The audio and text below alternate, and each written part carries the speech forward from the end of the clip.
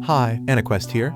This is my recap for the anime Kaiju No. If you dig my recaps, don't forget to subscribe and smash that notification bell. The story starts in this chill city that gets straight up attacked by this monster called Kaiju. The emergency Kaiju alarm goes off all over the city, and people gotta hustle to safety spots. This thing is massive, wrecking everything in its path. So the defense force rolls up and starts blasting at it. This ain't the first time humanity's dealt with this crap. So peeps watching are waiting to see which division of the defense force gonna show up. And it's the 3rd division, and they swoop in ready to wreck that kaiju. One girl from the division comes in packing this huge cannon, and she uses its crazy power to straight up blast a hole through the kaiju, taking it out like a boss. After all that, our main dude Kafka is straight up amazed at the size of that monster. Body parts scattered everywhere. He tells his crew they gonna be working overtime for a while. That's for sure. The nearby citizens cheer for the 3rd division, cause they finished their mission with no casualties. Kafka walks over, blown away by the crowd that gathered. While the heroes walk away from the defeated monster, Kafka heads towards it, because his job ain't done when the battle ends. Him and his crew do the dirty work that nobody cares about and nobody appreciates. They gotta take apart the defeated kaijus and dispose of them. Kafka does his thing, taking a sample of the monster and stashing it in a drone. Their job ain't flashy like fighting the beast, but it's a different kind of battle in its own way. That becomes crystal clear when Kafka spots someone messing with something they shouldn't and it freaking explodes, hurting someone. Luckily, Kafka's dealt with injuries like that before, so he handles the situation. These dudes got a ton of work ahead of them, and Kafka's pissed that the bosses want them to clean up this massive mess in just 1 week. Just then, Kafka gets told he gotta go to a different area cause they short-staffed, and he's shocked cause they sending him to the intestines. Kafka gets dragged away, and the others start talking about how messed up the intestines are. Kafka arrives at the intestines and instantly loses his appetite, but he's a hard worker, so he pushes through the discomfort and gets the job done. That night, Kafka gets home dead tired, and he tries to get rid of the stench from work. He catches a news report about Division 3 and their captain named Mina. This girl's only 27, and she ain't just a captain. She's slayed hundreds of kaiju. Looking back shows that she and Kafka used to be tight, and she was all up in her feelings when they made a promise to kick Kaiju's ass together. Now Mina's blowing up big time and everybody's talking about her being a top contender for commander of the defense force. Kafka's wondering how the hell he ended up on the flip side of things, but he ain't trying to dwell on it cause that shit's too damn depressing. He tells himself that cleanin' is a legit important gig that helps people. Plus, he gets to grub on his favorite foods and has an apartment he's cool with. Kafka figures that this should be enough, and just goes to sleep. The next morning, Kafka rolls up to work and gets introduced to this part-time student who's joining their crew. Dude's name's Ichikawa, and he's dead set on joining the defense force. Kafka's coworker points out that Kafka had the same dream as him, but Kafka straight up gave up and became a veteran at the cleaning company. Ichikawa's wondering why Kafka quit, so Kafka admits he realized his abilities had limits. Dude tried his best, but there's always someone who's better. Kafka tries to keep a positive mindset, but Ichikawa ain't playing. He straight up declares he ain't never gonna give up, no matter what, so he can't wrap his head around Kafka's logic. He don't even want to understand, so he just bounces to change his clothes. Everybody thought they'd be tight cause they shared the same dream, but Kafka's fuming cause he knows there ain't no way to answer the kid's question without looking like a miserable wreck. Kafka's forced to do some soul searching and wonders if quitting is really that damn bad. They all head to work and go over the plan for the day. They decide which parts they gotta keep for research and which ones they gotta straight up destroy. Ichikawa gets stuck with the intestines. Kafka's kinda stoked cause the kid's got a dope attitude. But then he realizes he's gotta deal with intestines again for the 2nd damn day in a row. They say it's cause he's a pro at handling the shit. So Kafka swears he's gonna show everyone what he's made of. The boss calls out Kafka for all his damn complaints, but also gives props for being a hard-ass worker. If he passed the exam, he would have been a kick-ass defense force officer. Later, Kafka's happy as hell to see Ichikawa getting grossed out by the intestine mess. But he's dealing with the same nasty shit and trying not to puke. That's when Kafka notices the kid ain't brought much grub. Ichikawa gets all rude, saying he ain't hungry. But Kafka hands him a vitamin drink and insists he eats and drinks as much as he can. Otherwise, he ain't gonna make it through the damn workday. Kafka even offers him some nose plugs. Ichikawa turns them down, but Kafka keeps pushing, swearing it'll help him out. At the end of the damn workday, everybody gets cleaned up and one crew dips out first. Kafka's stoked cause the worst part of the cleanup should be done with. Then Ichikawa rolls up, and Kafka thinks he wants a damn rematch from their little wrestling match, but Ichikawa shocks him by actually thanking him for helping him get through the day. Before bouncing, Ichikawa mentions that the defense force changed the age limit to join. It's now 33 years old. Ichikawa knows that it's none of his business, but he could tell that Kafka looks sad. When he talked about the defense force earlier, Ichikawa straight up tells him he can quit if he wants to though. But Kafka thanks him and says Ichikawa's a better dude than he thought. Ichikawa tries to keep up his edgy act, so he reminds Kafka that he doesn't actually care. But then out of nowhere, a freaking monster pops up and goes after him. Kafka swoops in and saves his ass just in the nick of time. But Kafka's all messed up. Ichikawa's shocked by the so-called Yaju, and Kafka's gotta save his sorry ass from getting wiped out again. Kafka tells him to haul ass and get help,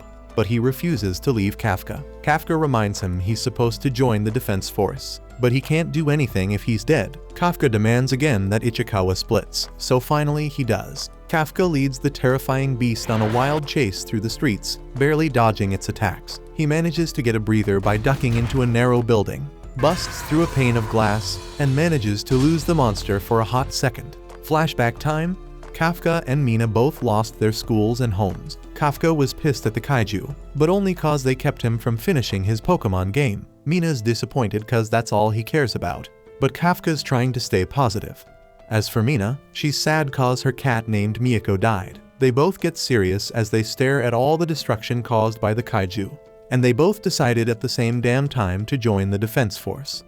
They start dissing each other for this crazy idea because they're both so damn young. But eventually, they decide to have a competition to see who can become the coolest officer. Kafka was hella confident they could pull it off and declared they'd wipe out all the kaiju together. Back to the present, Kafka realizes shit ain't supposed to go down like this.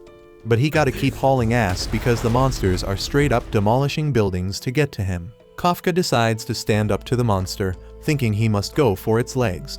But damn, he doesn't stand a chance because the monster straight up attacks him right away. Kafka's thinking, why the hell did it have to end up like this?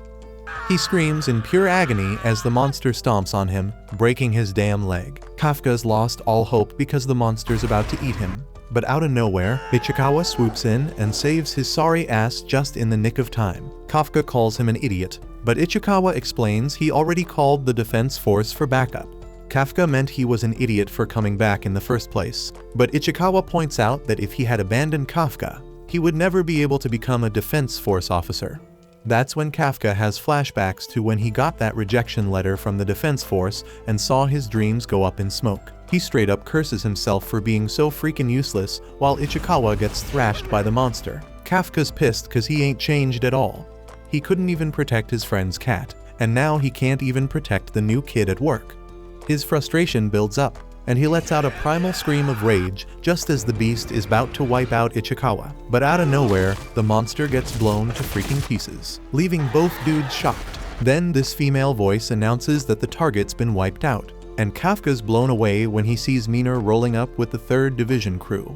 She has her squad take care of the injured peeps, while she and the others go check for more monsters. They check on Kafka, but he's in rough shape and not responding. That night at Yokohama Hospital, Kafka's mind is blown by how freaking amazing Mina's become. She straight up obliterated that terrifying monster in an instant. Kafka realizes she's gone to a place he can never reach. He thought he was all alone, but then he's shocked to find out Ichikawa's right next to him. Ichikawa points out that if Kafka hadn't rescued him and told him to run, he would be dead right now. Kafka's even more shocked when Ichikawa says he's cool. Kafka thinks about their competition to be the coolest officer.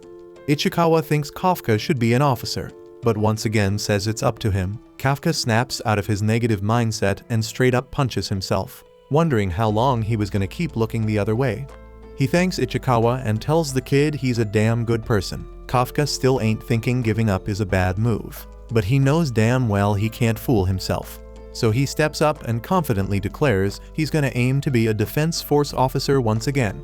But before he can bask in his heroic declaration, he gets a rude awakening when he's freaking shocked to see a monster hovering above him. This freaking thing says it's found him and shoves itself right into Kafka's mouth.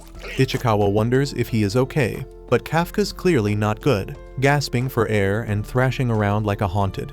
Ichikawa checks on him, and he's straight up shocked to find a monster in Kafka's bed. Kafka just casually looks at Ichikawa and then casually checks out his own reflection. Eventually, the shock hits them both, so Kafka tries to calm Ichikawa down, telling him it's just him. Ichikawa chills out. But then some old dude shows up and calls the defense force. Both dudes start freaking out, thinking about what the defense force does to kaiju, so they're panicking like crazy.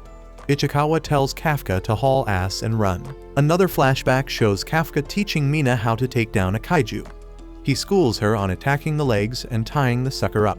Mina's scared as hell at the thought of fighting a monster, so Kafka promises her he'll be right there by her side when the time comes. Back to the present, Mina's thinking about how that was all a lie.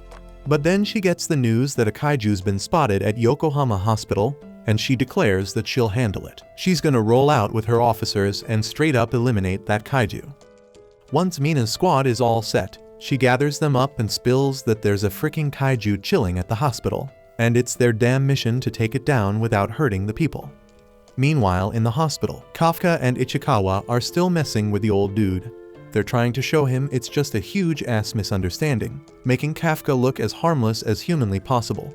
But that's tough when Kafka's got a freaking face like that.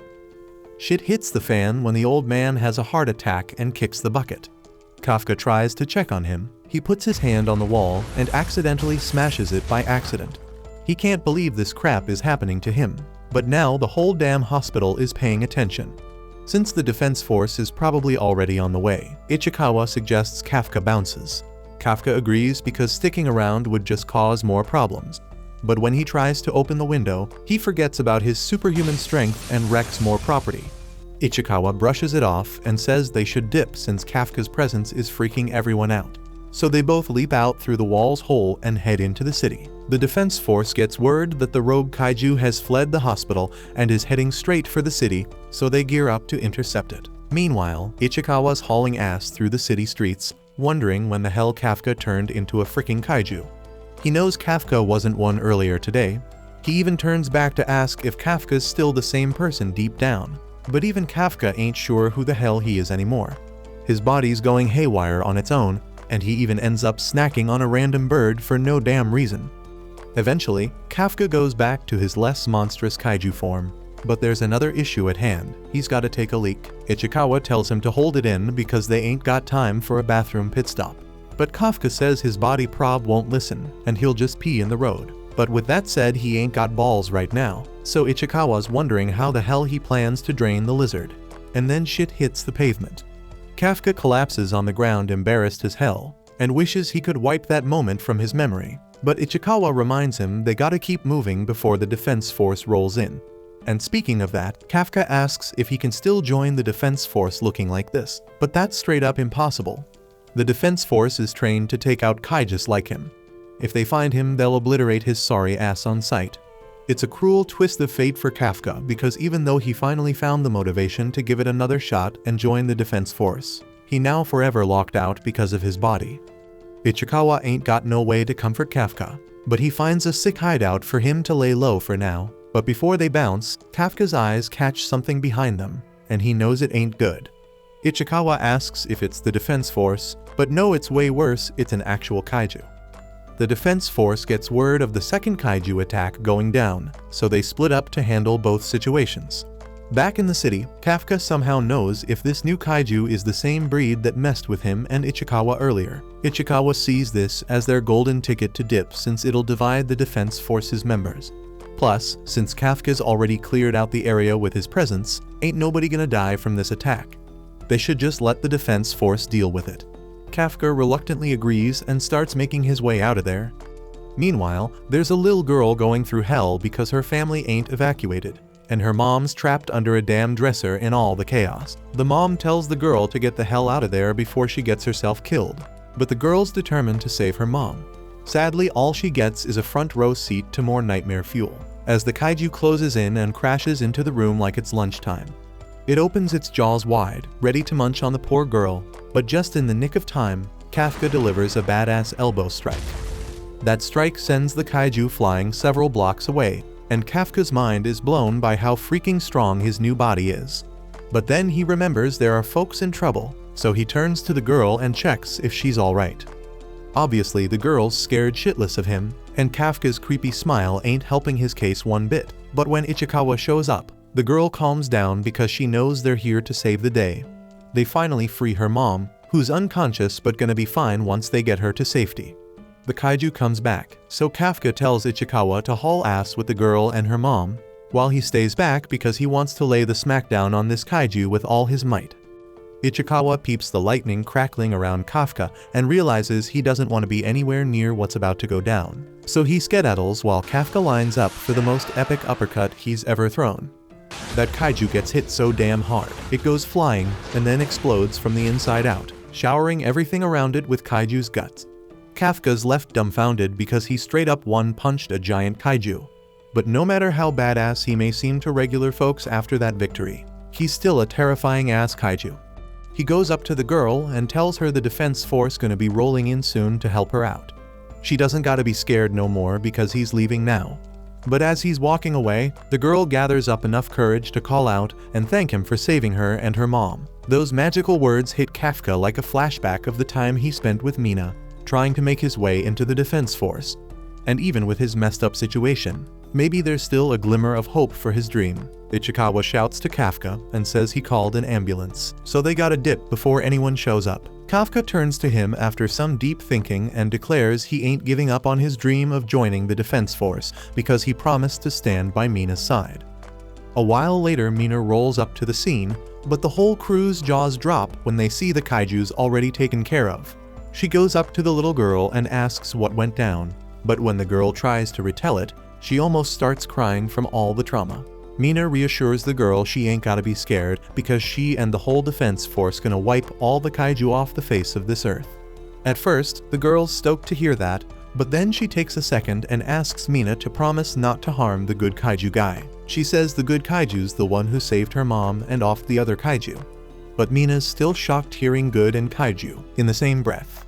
On the morning news, they put together a sketch of Kafka's kaiju form based on eyewitness accounts, calling it Kaiju Number 8. It's the 8th kaiju ever to get a code name. Since the defense force ain't tracked him down yet, the cleanup crew wonders why they still ain't found him. While they're chatting it up, Ichikawa strolls into the room and drops some knowledge on what's been going down. It's been 3 months since Kafka pulled off being the first kaiju to escape the defense force, so the officers are using a whole lot of defense budget to hunt him down. The shift lead tells Ichikawa that something came in the mail for both him and Kafka. Since Kafka already dipped out early to start work, he wants Ichikawa to bring his mail to him. The other dudes already know what the mail's all about because Kafka used to apply to the defense force every year, and every damn year he'd get rejected, so the team had to lift his spirits and cheer him up.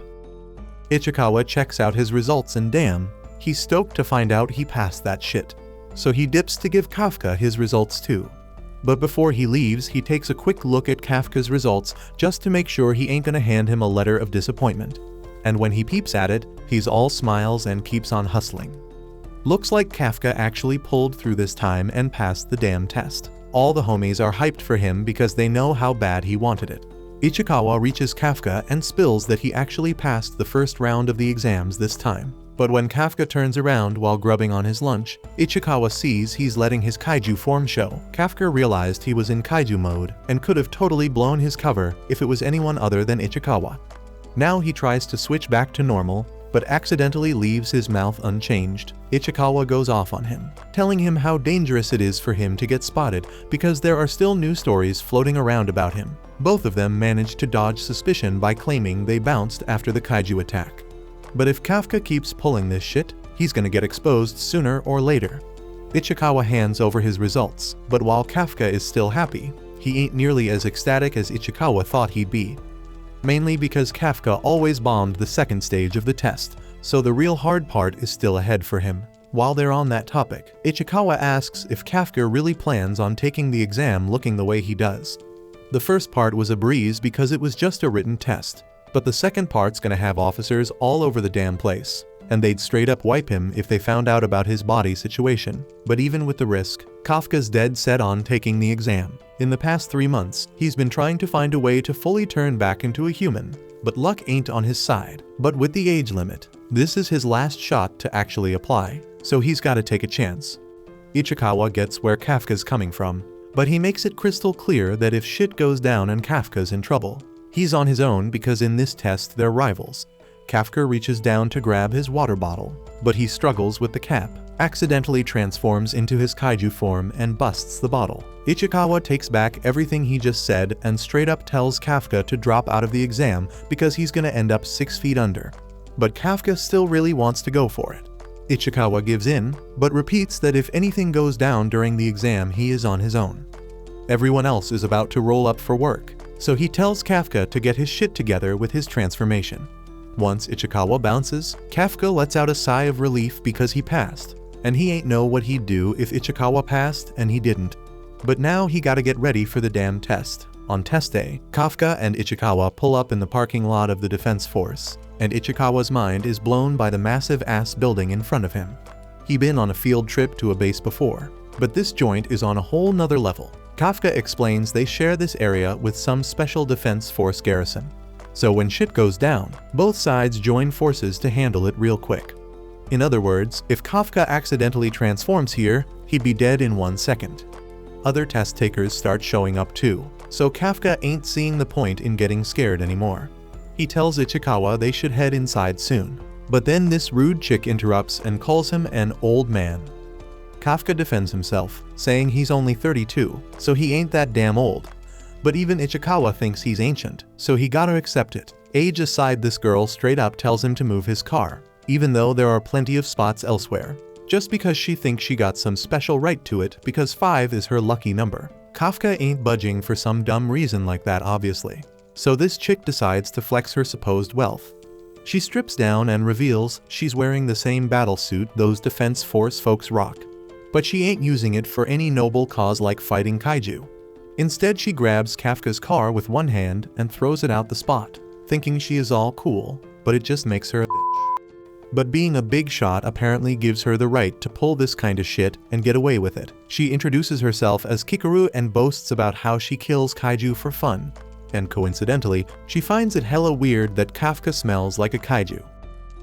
Ichikawa breaks it down real quick that they're part of the kaiju disposal unit. Kikaru straight up loses her shit when Kafka effortlessly lifts his truck, thinking he must have his own secret power suit. Kafka introduces himself as Examine number 2032 and puts on a dramatic show, telling the kid to remember his name. But his cool moment gets interrupted when he sees Kikaru's butler taking his damn parking spot. Kikaru thought this exam would be hella boring, but now she's feeling the thrill. She swears she'll make Kafka a big joke and bounces. Ichikawa's all pissed at Kafka for already using his powers, but Kafka points out that he only transformed the part she couldn't see. They brush off some guards, saying the noise was nothing, but Ichikawa warns Kafka that if he pulls any more stunts, he's getting sent home. Kafka knows this is his last chance to stick with Mina, so he promises himself he won't give up this time. But moments later, Kafka's struggling hard during the exam. He's been keeping up with his training and busting his ass doing hard physical work every damn day, but right now he just can't keep up. Flashback to earlier when Ichikawa explains the second stage of the exam, which has 2 parts, a fitness test and an aptitude test. They can't change their aptitude, so they gotta get the best damn grades they can in the fitness test. But Kafka's having a real tough time. He's always been below average, but shit's gotten way worse. He's falling way behind, making him wonder if people really get this weak after turning 30. He thinks about transforming, but that'd be straight up crazy. Unfortunately, Kafka does hella poorly and gets a rank of 219 out of 225. Then Kikaru comes out of nowhere, revealing she ranked 5, and starts clowning Kafka, saying it didn't take long at all to make him a joke. Kafka thinks about how he dramatically told her to remember his name, but now he wants her to forget it. Ichikawa's just glad Kafka didn't use his powers, and Kafka explains it wouldn't be fair since everyone busted their asses to get there. But the truth is, Kafka was just fronting to sound cool, but deep down he wishes he had used his powers. Kafka's sure he could have done better, but Ichikawa thinks there's another reason why he got that rank. Meanwhile, Mina's checking out this year's applicants. Her subordinate assumes she won't give a damn because all she cares about is killing kaiju. But he's straight up shocked when she's down to hear more while she's working. The guy explains there's this dude named Izumo who caught his attention. He graduated top of his class and is the most promising one in this year's crew. Ichikawa noticed the dude as well, as he just ranked second. And the guy who came in third is Aiharu, the valedictorian of some fancy-ass university. But the one who took the top spot is Kaguragi, the rising star from the Japan Ground Self-Defense Force. And it ain't just them, most of the examinees this year are from top-notch universities. Usually folks like them be trying to become elite officers, not field agents. That's probably why Kafka's rank is so damn low. And it hits Kafka, that's why they seem so damn strong. Ichikawa explains that even among all these badass folks, there's one person everyone's got their eyes on. She graduated from California Neutralization at the ripe age of 16. She skipped grades and became the youngest ever to do it. Her name's Kikaru, and they call her the ultimate talent. The top 3 dudes are watching her, hoping they can measure up. Ichikawa points out that it's a group of crazy skilled applicants, none more so than Kikaru. Kafka admits he had no idea she was that damn impressive, but he catches a beatdown from her bodyguards for touching her. Everybody's watching, and they just assume Kafka's one of her damn fans. Kikaru laughs because she's made him a joke again, but Kafka declares he's gonna make her a joke too. Deep down though, Kafka knows things ain't going so well. But Ichikawa still has hope. The past 2 years, the second part of the test has been kaiju corpse disposal. They want to test the examinees' knowledge of kaiju and their ability to work as a team. They also want to show them there's more to the job than just killing kaiju. That's why Ichikawa chose to work part-time at the disposal unit, because it's part of the damn test. Kafka's hope gets back in the game, so they decide to go all in on the next part of the exam. They roll up to the second training spot, and this Vice Captain Hoshina from the 3rd Division steps up. He's the dude in charge of giving them their aptitude test. And in this test, they gotta hunt down some kaiju. Kafka gets hyped because he thinks they just gotta find those monsters and get rid of their bodies, like Ichikawa said. But damn, he gets a shock when Hoshina actually drops the bomb that they gotta find and take down the kaiju. Kafka's mind is blown when one of those mad strong kaiju tries to attack Hoshina, but luckily the security measures shut it down. Kafka's still shocked, but all the top guys are straight up pumped for this part of the exam. Then Kikaru starts laughing at our boy, so Kafka wonders what happened to just disposing of the bodies.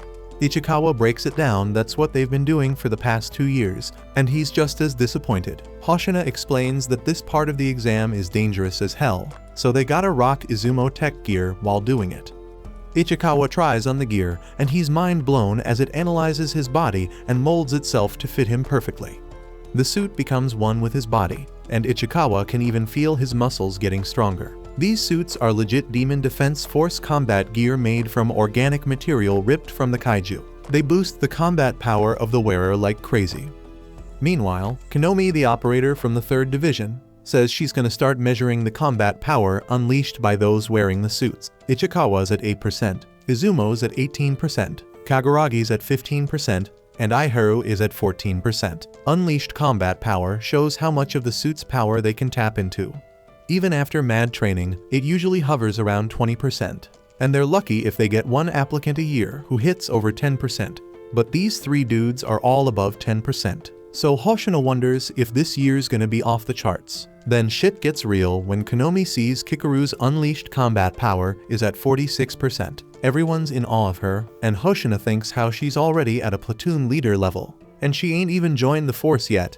They assume this must be some kind of record. Ichikawa feels down on himself because he's only at 8%, but Hoshina tells him that's still pretty solid for a first-timer. As long as the examinees ain't rocking a big fat 0, they'll pass, and Hoshina straight up admits he's never even seen a 0 before. But hey, there's a first time for everything, and everyone's shocked once again because Kafka's unleashed combat power is revealed to be a big fat 0. Everyone's straight up laughing at him, and even Konomi starts wondering if there was some kind of glitch or mistake. Kafka tells them to give him a bit more time, because he's trying to squeeze out that combat power. But damn, Hoshina can't control his laughing, and straight up tells him this ain't like using the bathroom where you can just squeeze it out. Hoshina's starting to like Kafka's vibe. but he's pretty sure Kafka ain't gonna pass the exam. Kafka starts thinking there might be some kind of secret or trick to boosting his percentage, so he works his ass off trying to figure it out before the exam ends. Kikuru's getting real frustrated with him and wishes he'd just show the power he used back in the parking lot. Then Hoshino walks in and announces it's time for the final part of the exam. He explains that they gotta take down 1 Hanju and 36 Yaju spread out in an urban training area. These kaiju caused 16 casualties, and they've been captured alive for training purposes. The examinees gotta fight them with anti-kaiju weapons while drones monitor their moves. If the drones sense an examinees in danger, they'll activate the shield in their suits to save them.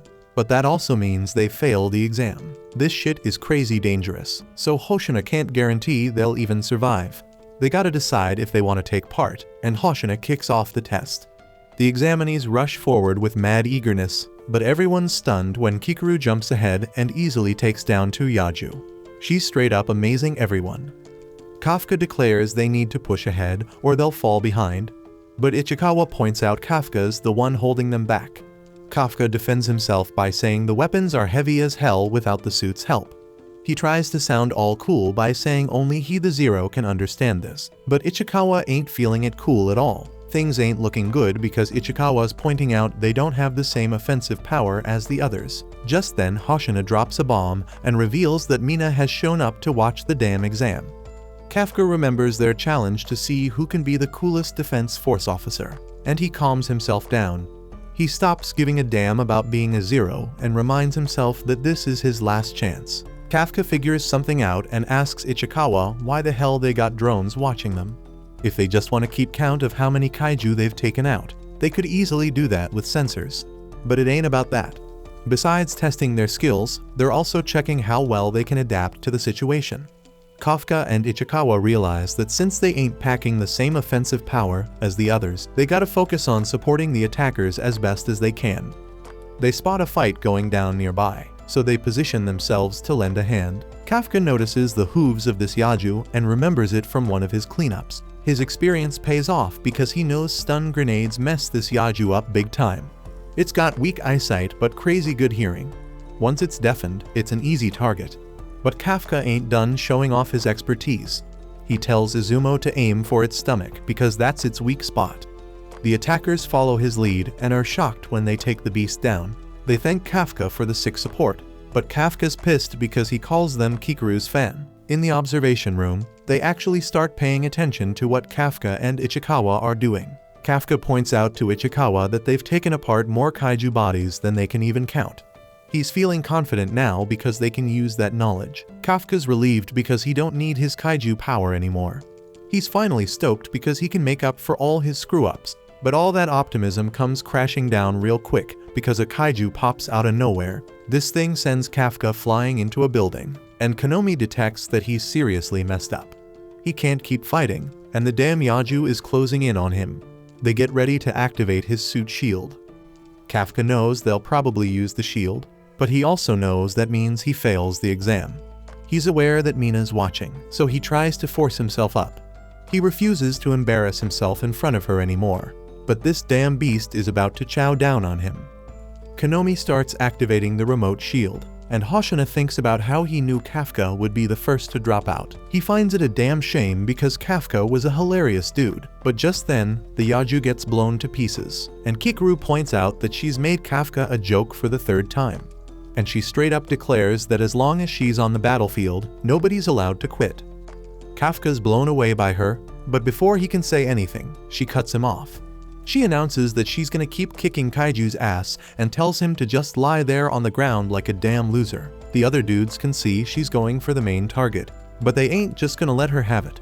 Kikuru easily takes out another Yaju, and Aiharu thinks she's just way too powerful and wonders if she really has the same suit they do. Kafka wants to go after the main target too, but his leg's busted and he can't even stand up. Hoshino explains Kafka's got multiple fractures and might even have organ damage. Kafka wonders if this means he's gotta give up, but he refuses to let himself think like that. He remembers how shitty it felt to see he had 0% combat power, like he could never stand by Mina's side. He gets pissed off thinking about how only the talented ones pass. Hoshino suggests Kafka just drop out and explains the suit shields ain't foolproof. But Kafka ain't having it. He thinks about how he's the one who decides if he gives up or not. He declares that even though he's too damn old for dreams, and even if he looks like a total idiot, he's gonna bet his whole damn life up to this point and chase his dreams again. As Kafka makes this declaration, everyone in the observation room is straight up shocked to see his combat power go up by 0.1%. Kafka declares that this time he ain't giving up, no matter what, and Mina takes notice. Kafka proudly shows he can still stand up, and Konomi's mind is blown because the dude's leg is freaking broken. Hoshina decides to let him roll with it, but he warns that if shit gets real bad, he's activating the shield. Kafka tells Ichikawa to go on ahead because that was the deal, but Ichikawa decides to back him up instead. Kafka realizes that's just the kinda dude Ichikawa is, so he accepts the help. Hoshina can't help but laugh at them while Ichikawa carries Kafka. Ichikawa admits he's hella embarrassed, but they both got serious determination. Kafka's busted bones are hurting a lot, so Ichikawa's gonna be their legs, and Kafka's gonna use all his smarts to handle the attacks. Hoshina's just trying to pass them by because they're cracking him up with their comedy act. Kafka tells Ichikawa to stick with Kikaru, and he's amazed at how fast his buddy is. Kikaru's busy kicking ass and leaving everyone in her dust as she takes down a bunch of kaiju, so Ichikawa tells Kafka to be ready to back her up when they catch up. All the dudes are watching Kikaru do her thing, and they're bummed because she won't even let them help. Konomi announces that Kikaru wiped out the last Yaju in the area and is already taking on the Hanju. Kikaru throws a grenade to piss off the beast and uses the opportunity to get in perfect position to annihilate it. Kikaru calmly says that this is the last one as she slowly pulls the trigger, and this makes Hoshina smirk as she blasts the monster. Konomi's stunned as she announces that the Hanju's defeated and the final part of the exam is finished. Our boys are all shocked because they didn't even get to lend a hand, and Kafka declares Kikaru's just too fast. Now Konomi just needs to retrieve the drones and send medics for the injured. Hoshina's surprised the exam ended so quick, even though it took forever to set up. Mina's impressed because Kikaru's even more badass than the stories say, and Hoshina's shocked that Kikaru caught Mina's attention. They thought at least 30 people would drop out, but no one did, and Hoshina's convinced it's all because of Kikaru. That's what you should expect from director Shinomiya's daughter. Hoshina's sure she's gonna be a big shot in the defense force, bringing hope to the whole damn country. Back at the damn exam, Kikaru's praying she made her pops proud by being flawless on the battlefield. She's chilling and decides to go clown on Kafka some more. But out of nowhere, this freaky-ass monster shows up behind her and straight up wrecks the shit, causing massive damage. And then all the dead kaiju start moving again, and everyone's freaking horrified. Kikaru barely manages to protect her heart by focusing her whole shield on one spot, but she figures she can still fight. She's stunned when this mysterious monster starts talking, and it's wondering how the hell she's still moving. Kikaru figures out it's a kaiju, but she's mind blown to see it's got some brains too. Kikaru decides to charge at it, but this monster straight up smacks her multiple times and she screams in agony. Konomi's all shocked seeing Kikaru's vitals dropping like crazy. They got no clue what the hell's going on, but they're picking up live signals from the kaiju they already took out. And here's the messed up part, this revived Hanju's estimated fortitude is 6'4", way stronger than before. Hoshina thinks how it takes an entire crew to take down a kaiju at that level, with not many people able to take it down quick. Then out of nowhere, Mina tells Konomi to activate all remote shields for examinees and send back some drones. Hoshina thinks how luckily the two of them are some of the few capable of defeating this Hanju, so they gear up and head out. Examinees are told to dip, but Kikaru refuses, figuring lots of folks will lose their lives if she doesn't stop this thing herself. She uses her suit to stop the bleeding and realizes she can still throw down. And then Kikaru remembers her pop's words, telling her to be perfect for their nation. Now she's demanding perfection from herself, but damn, the Hanju knocks her aside like it's nothing. She can barely move, but she still ain't giving up. We take a trip down memory lane and see Kikaru all proud because she got the top grade in class. The other students didn't do as well, but at least their parents were there to celebrate with them. Kikaru tried staying positive though, as her butler assured her that her dad would be home that day and surely be pleased with her score. But in reality, her pops couldn't give a damn about her top grade.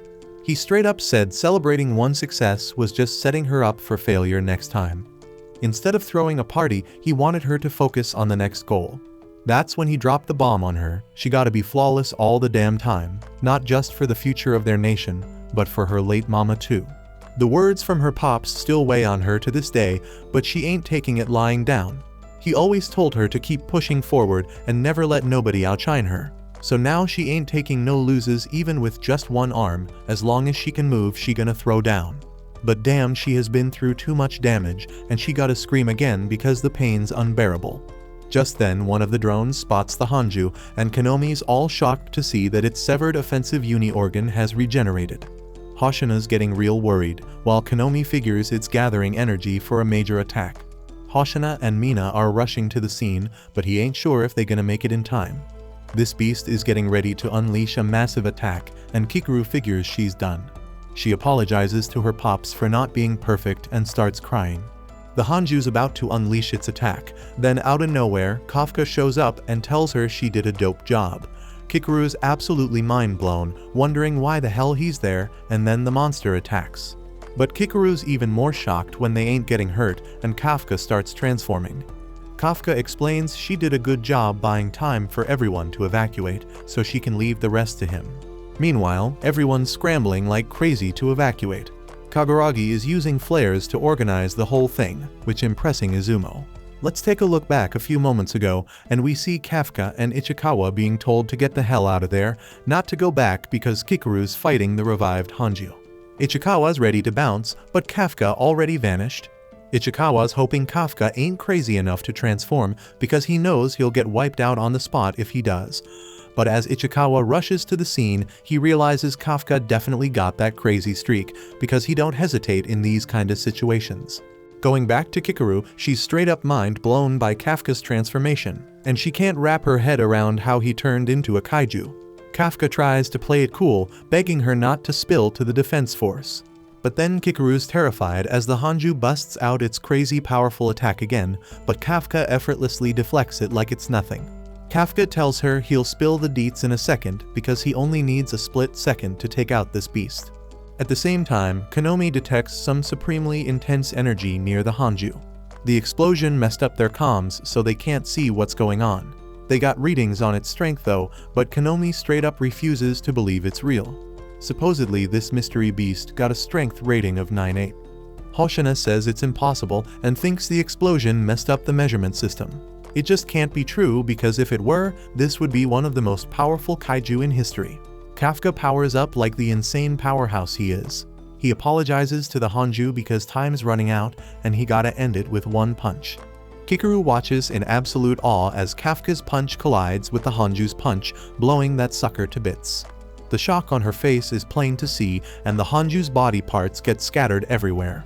Kafka's feeling himself, telling the monster to try coming back to life after that beatdown. But the thing starts moving again, so Kafka begs it to stop, as he was just joking. The monster's really defeated though, and Kikoru's left wondering who the hell this dude is. Kafka saves her from another attacking Yaju and finally reveals his face. He assures her she's safe now, but gives her a scolding for putting herself in so much danger. But before long, the tables turn and Kafka's the one getting scolded when Ichikawa rolls up. Kafka explains he only planned on transforming part of his body, but had to switch things up when he saw the Hanju. Ichikawa keeps laying into him, but the argument ends when Kikoru passes out. Soon enough, Mina and Hoshina show up at the scene, but they can't even fathom what could have caused that much damage to the Hanju. Just then, Konomi reports that Kikoru, Ichikawa, and Kafka made it out, meaning the evacuation's all done and dusted. Hoshina admits that Kikoru is hella strong, but there ain't no way she could have straight up obliterated the Hanju like that. Mino points out that there's a bunch of stuff they don't understand, with the kaiju coming back to life and this massive blast area. Mina then orders an investigation unit to check out the area while she and Hoshina finish off the rest of the Yaju.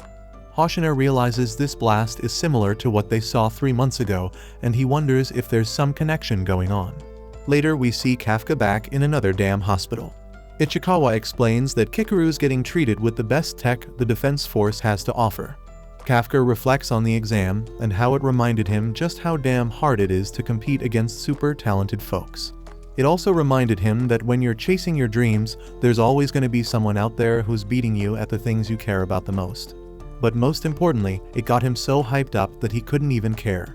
Kafka's glad he decided to take the exam again, and he thanks Ichikawa for giving him that push.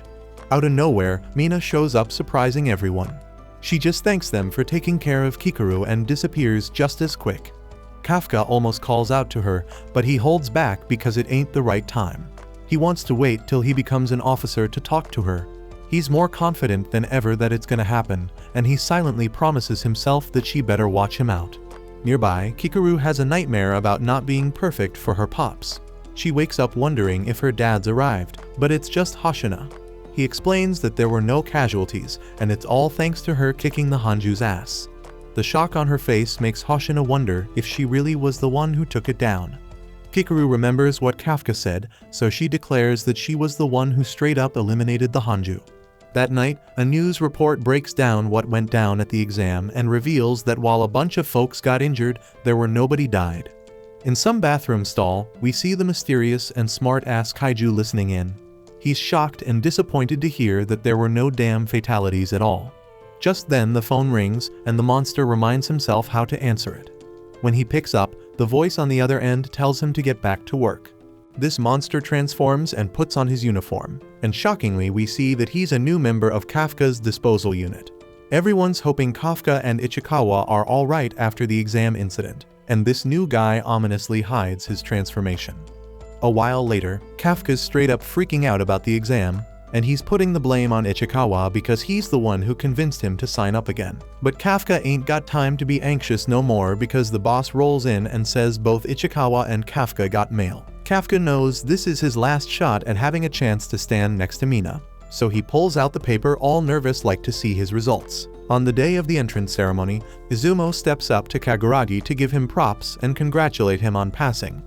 But Izumo was pretty damn sure Kaguragi would pass anyway, so it ain't a surprise to see him there. Honestly, the people who passed are exactly what he expected, but he doesn't see Kafka anywhere. Kaguragi asks if Izumo wanted Kafka to pass, but it ain't exactly that Izumo just finds him interesting. Right then, Kikaru shows up, and she's all boasting about her epic victory during the test. And she got every right to because she's actually the best fighter here. Before meeting her, both Kaguragi and Izumo thought they'd be fighting for the top spot.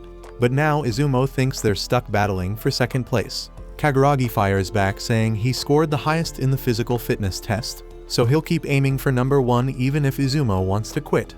In another part of the hall, Ichikawa bumps into another one of the successful candidates, and the dude recognizes him from the exam, but can't remember his name. Ichikawa reintroduces himself, and the guy does the same, saying he's called Aiharu Furuhashi, but he wants them to be on a first-name basis, so he tells Ichikawa to call him Rino, and in return he wants to be called Aiharu. Now that they're all acquainted, Aiharu asks what went down with Kafka, and if he somehow flunked the test. But it seems like the situation's a bit more complicated than that. Right then, an announcement is made that Mina's rolling in, so everyone shuts up as she walks in. Once Mina takes the stage, the induction ceremony is about to begin officially, so Kikaru is asked to step up and speak on behalf of the new class. As Kikaru steps up on stage, Mina hands the class roster and welcomes them to the Defense Force.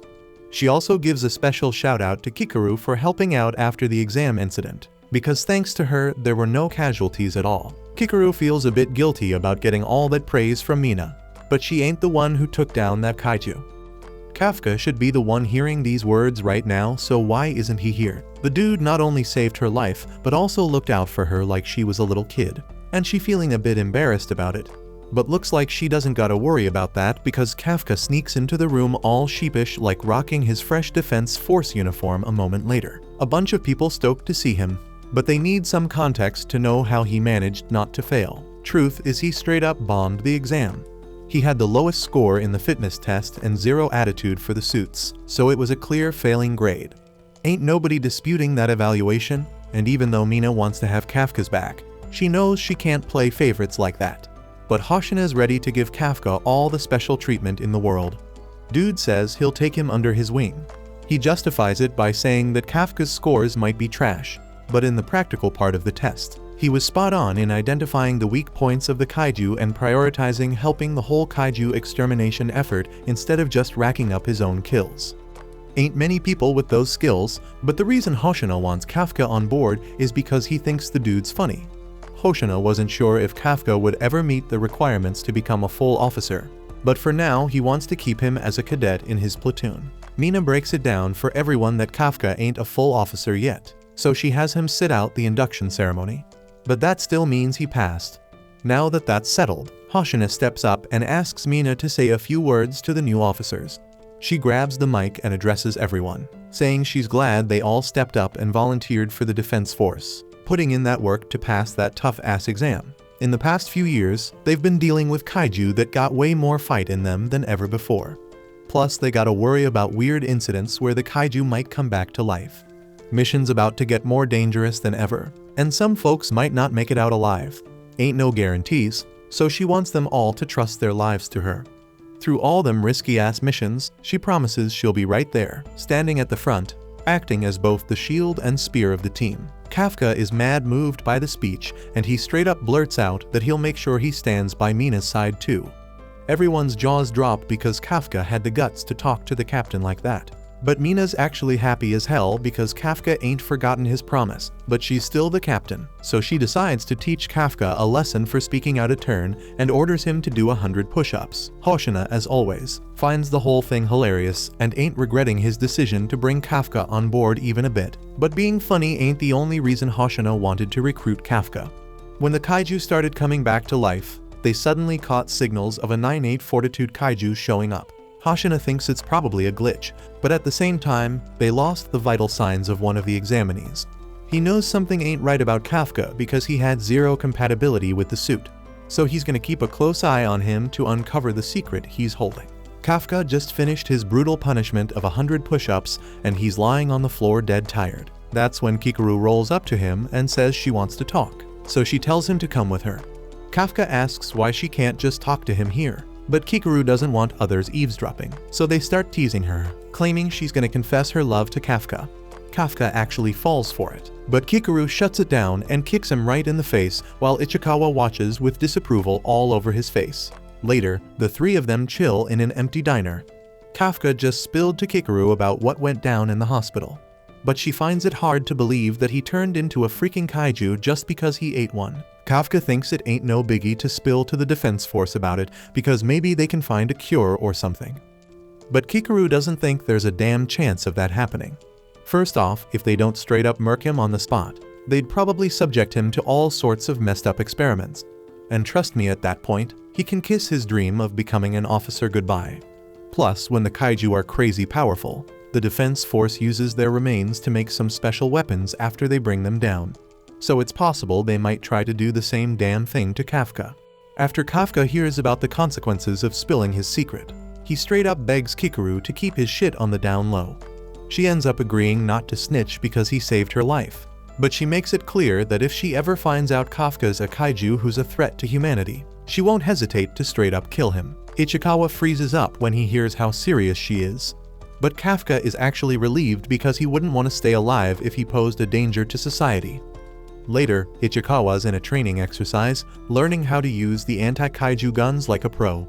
He's doing pretty damn good, finishing the course in just over 2.5 minutes with a suit activation rate of 18%. He's come a long way since he first joined. Because of that, Aiharu feels the pressure to do just as well because he can't let himself be outshined. Through some petty competition, Aiharu manages to beat Ichikawa's time and gets an activation rate of 20%. He wastes no time rubbing it in Ichikawa's face, but then he gets a reality check that there's always someone better when Kikoru shatters his record by a whole minute, and her suit's at 55% power. She wastes no time gloating and letting him know she's superior. Meanwhile, Izumo feels all inadequate because of Kikoru's superior look, but Kaguragi reminds him that if he's got time to worry, he's got time to train, otherwise people are gonna catch up to him in no time. Right now, Kaguragi and Izumo are on equal ground in terms of battle power, and Kafka's off doing his own thing. Exciting as hell because he finally got his suit up to 1%. He turns to Kikoru and proudly declares that he's turned his 0 into a 1. But she doesn't get why he's bragging about it when she's at 55. Hoshina still finds Kafka amusing, but he straight up tells him he ain't gonna become an officer at this rate. At best, he'll last 3 months before getting the boot. After hitting Kafka with some hard facts, he tells everyone they gotta run 10 laps around the perimeter, and then the training's done for the day. They think it's unfair and start complaining, so Hoshina ups the stakes and makes them run 15 laps instead. He tells them to get moving. A bunch of the new recruits have developed rivalries with each other, and Hoshina's happy about it because the competition's helping them get stronger than ever. After finishing their training, everyone heads to the baths, and Kafka is dead tired from running laps at the end of the session.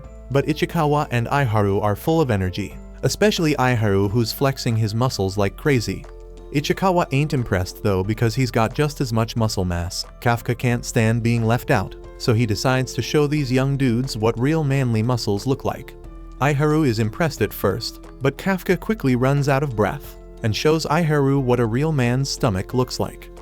Aiharu and Ichikawa burst into laughter at Kafka's expense, but he warns them that the same fate awaits them once they hit 28, so they better be ready. However, their confidence takes a hit when Kaguragi shows up and demonstrates what peak physical form truly means.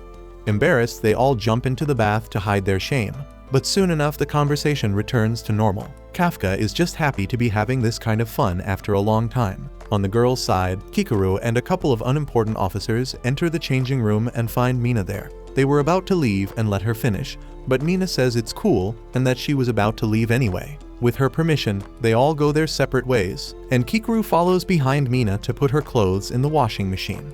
While doing this, Kikaru notices that Mina has some solid muscles, but that alone doesn't explain the insane combat power she possesses. But all that staring got Mina's attention, so Kikaru asks her directly about how she got her muscles. Mina agrees to show her the basics of her training routine since she's there anyway. Although Kikaru wasn't expecting it, she's grateful for the kind gesture. Back to the boys, they start discussing why they joined the defense force. Aiharu goes first and explains that he joined because of Mina. She saved him from a kaiju when he was in middle school, and ever since then he's wanted to be just like her. The others have similar reasons for joining, all stemming from their admiration for Mina. When it's Kafka's turn to answer, he gets a bit flustered but eventually reveals that he's Mina's childhood friend. The boys are all jealous of him now, so Kafka tries to make a quick exit before things get too heated. However, it's already too late now as they want to hear every juicy detail about Mina's childhood. They end up chilling in the bath for so damn long that when Kikaru finally comes out, they're all passed out from heat stroke, and Ichikawa's stuck there trying to revive their sorry asses. The next day, training goes on as usual, and the recruits start bonding over the time they spend together. But Kafka still sucks big time compared to everyone else. At the end of the day, they're all dead tired from busting their asses. But while they're knocked the hell out, Kafka's still grinding to improve himself. He ain't trying to get kicked off the defense force. After a while, Hoshina walks in and finds Kafka still working. While it's admirable and shit, sleep is also a crucial part of training, so he can't just neglect that. Kafka's desperate to keep his spot and Hoshina figures it's because of some promise he made with Mina, but Kafka never told him about that, so he's wondering how the hell Hoshina knows. Hoshina admits he's been eavesdropping on their bath conversations, which is hella weird, but Kafka comes clean and admits that his motivation does come from that promise. He's gotta do whatever the hell it takes to stand by Mina's side. Hoshina interprets this as Kafka trying to snatch his vice captain position, and that's exactly what Kafka's aiming for. He's gonna work his ass off to achieve it. Before Hoshina bounces, he lets Kafka know he ain't letting go of that vice captain spot so easily, and he drops some advice. Kafka shouldn't get too close to anyone on the team, because in this line of work, anyone could die at any damn moment, especially those getting a lot of screen time. Right then, an alarm starts blaring, which means there's a kaiju emergency going down. Hoshina tells Kafka to hustle because it's time for his first mission. Konomi gives Mina a status update, letting her know that the area around them is being cleared out. It's a crazy scene with hella people waiting to hop on some buses. The defense force is working with another crew who's setting up a command post nearby. As for that Honju that popped up, it came from underground and it's gotten even bigger, and more of those Yaju things started showing up too. Mina ain't playing around though. She decides she's gonna handle that Honju herself and finds a spot to snipe from. Mina gives everyone some good luck vibes and they head out. Hoshina declared it was time to hunt some kaiju, and Ichikawa's trying to wrap his head around the fact that this is their first mission. Kikaru's staring at Kafka. Can't believe he's kaiju number 8. She's dead serious about hoping he doesn't let her down, but of course the dude's about to throw up. Somewhere else, we get a scary-ass look at that massive Hanju and the evacuation shelter. Kafka and the rest of the Hoshina platoon gather at the neutralization area, and Kafka's getting his first glimpse of that giant monster. Hoshina explains that Mina's crew will handle that Hanju, but the problem is it's popping out a shitload of Yaju. Their job is to make sure those Yaju don't escape the neutralization area. Since they're new recruits, they gotta hold down the rear. But that also means they're the last line of defense. Ain't nobody got questions because they're all focused on the mission. So Hoshina gets them ready to roll. He declared no matter how good their training scores, that won't save a single life out here. It's time to show what they're made of in the real battlefield. The guys show their solidarity as they get hyped, and Hoshina tells them to have a blast out there. Civilian evacuation is done, and Mina's just 8 minutes away from her position. Kafka hits up Ichikawa and straight up says he gotta prove himself on this mission. He's thinking about how Hoshina straight up told him he won't make it 3 months at this rate, and Kafka's scared he won't get another chance to show what he's made of. Dude's feeling mad nervous, but for some reason, he's also hella excited. He can't even explain why, but Ichikawa realizes this is the job Kafka always dreamed of.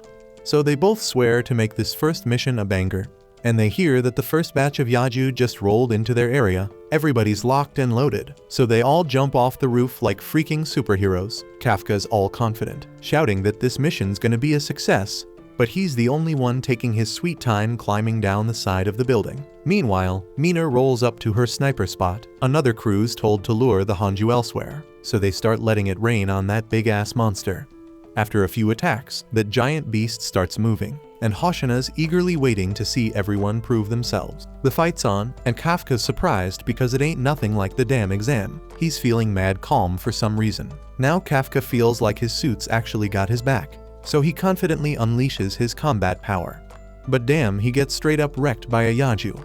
His combat power's still sitting at a pathetic 1%, so Kikuru schools him, saying he's way too far up front and should chill in the rear. Some vets are hella annoyed they gotta fight alongside the rookies. They wish these newbies would just get the hell out of their way and hide somewhere. The veterans decide to play it safe and wait for the front lines to figure out the weak spots of those damn Yaju. But they're all shocked when Kikuru starts taking down those monsters like a freaking pro. She ain't about to sit around and wait, so she goes ham attacking anything that looks like a weak spot. Kikuru wipes out a bunch of Yaju, leaving the veterans in awe because rookies ain't usually packing that kind of power. Kikuru blushes when Kafka gives her props, saying she did a damn good job, but she gets all annoyed when her suit detects her heart rate shooting up.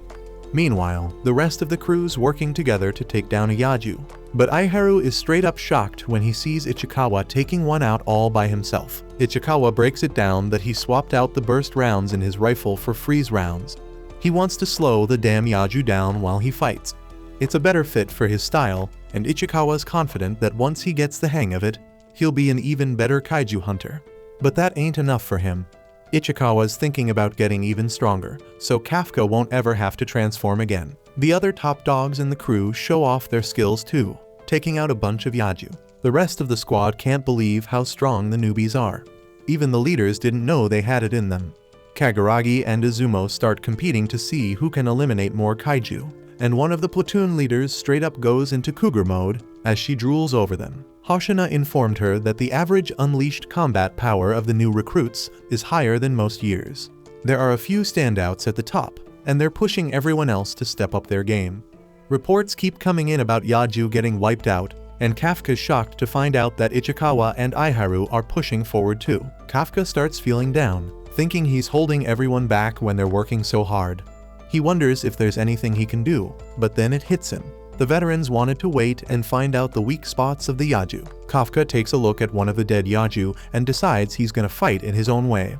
The others are straight up shocked when they see Kafka messing with the corpse.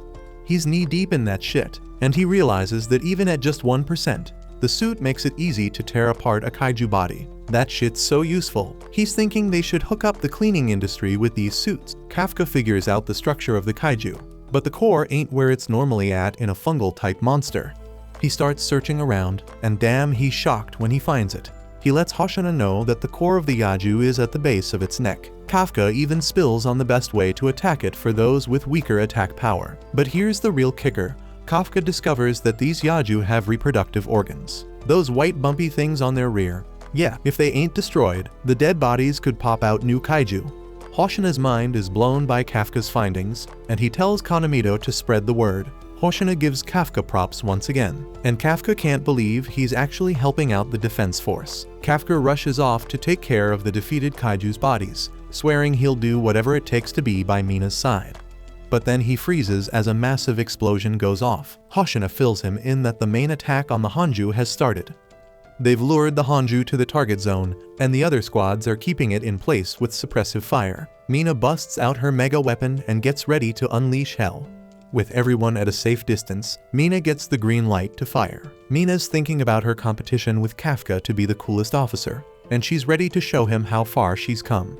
The crazy amount of power she unleashes causes the ground beneath her feet to crumble. Her suit announces that Mina's combat power is at an incredible 96%. Hoshina watches her and hopes Kafka's paying close attention too. Mina lets loose with her weapon, and that insanely powerful attack straight up obliterates the massive Hanju. Hoshina wanted Kafka to see the raw power of the person he's trying to stand beside. With the Hanju's core exposed, Mina loads another round into her weapon. She fires again, wrecking even more of the Hanju, and Konomi announces that its vitals are gone. That thing crumbles to the ground, and Konomi's a bit surprised when Mina loads a third round. Mina fires away once more, and Konomi says the Hanju ain't moving anymore. Everyone's blown away, but they're all shocked when Mina loads a fourth round into her weapon. Konomi points out that the Hanju's already down, but Mina straight up demands that Konomi give her the order to fire again, and she does. Mina takes aim and shoots at that monster yet again. Kafka's straight up in awe of Mina, and Hoshina rolls up wondering if Kafka's ready to give up on his goal. Standing by Mina's side means he's gotta match her insane strength. Hoshina straight up admits he can't even do that himself. His combat power ain't as good as hers when it comes to long-range weapons, so he can't take down the big shots like she can. But when it comes to small and mid-size kaiju, it's a whole different story. Right then, Kafka starts freaking out because a kaiju sneaks up behind Hoshina. But it's a chance for Hoshina to flex that power he was talking about. With just a tiny move, Hoshina slices that Yaju into pieces and boldly claims he's better than Mina when it comes to monsters of that size. Kafka couldn't even catch a glimpse of his attack, and Hoshina breaks it down that his family's been a clan of kaiju hunters for generations. He goes on to spill that the captain and vice captain are the force's top dogs, which is why they rock special gear tailored to their fighting styles. Mina lets Hoshina know the Hanju's down for the count, so Hoshina tells Kafka it's finally time for the real deal to kick off. Kafka's all confused because the Hanju's already down, but Hoshina reminds him that the real issue is the swarm of Yaju still chilling inside its carcass. A crazy number of Yaju start pouring out, so Hoshina tells everyone that once they clean up the riffraff, they can bounce and head home.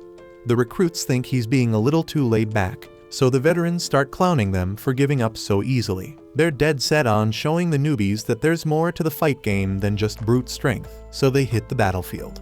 The platoon leader Nakanoshima tells Kaguragi and Izumo they can just let the veterans handle it, but they ain't having that. They want to throw down too. Konomi peeps the new recruits and sees they're straight up worn out. Their combat power and endurance are both taking a nosedive. Hoshina points out that this mission is major, but if they can conquer it, it'll take them to the next level. Most officers cap off their career with combat power between 20 and 30%, but there's a tiny bunch who break through that barrier and become captains. Hikaru is the only new recruit who's reached that level, but Hoshina thinks there might be another one.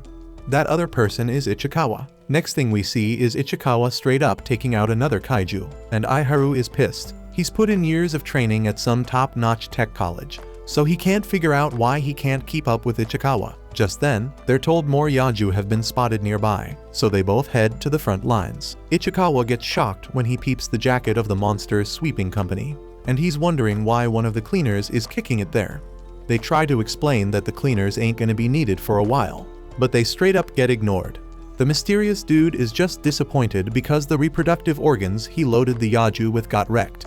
He wonders how they found out, and he's speculating someone on the force knows all the deets about kaiju. These dudes are then shocked when the guy turns to them with his messed up face and asks if they know anything about what went down. The dude straight up gets up and points his finger right at Iharo, and it's looking real bad. Ichikawa straight up shouts at Iharo to get the hell out of the way, but damn, he's too slow. Ended up getting blasted right through the chest. Fortunately, he managed to keep his heart intact. But damn, the bleeding's still messing him up real bad. So Ichikawa tries to calm him down so he can use his suit to stop the bleeding. By now, they both realize this thing gotta be a freaking kaiju too.